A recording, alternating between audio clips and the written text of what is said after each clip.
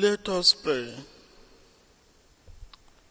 O God, who caused the minds of the faithful to unite in a single purpose, grant your people to love what you command and to desire what you promise, that amid the uncertainties of this world, our hearts may be fixed on that place where true gladness is found.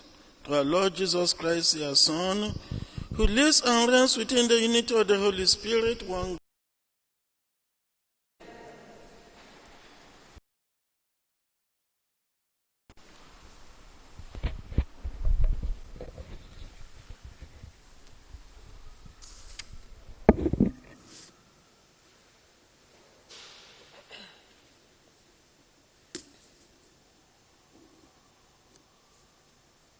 A reading from the book of the prophet Isaiah.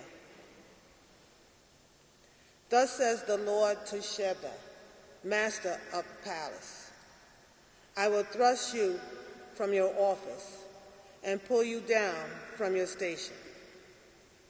On that day I will summon my servant, Eliakim, son of Hilkiah. I will clothe him with your robe and gird him with your sash, and give over to him your authority.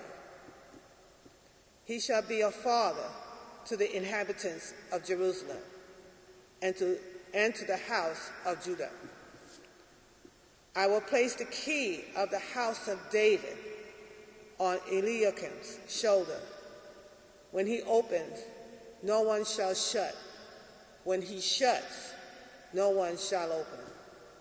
I will fix him like a peg in a sore spot, to be placed on honor for his family.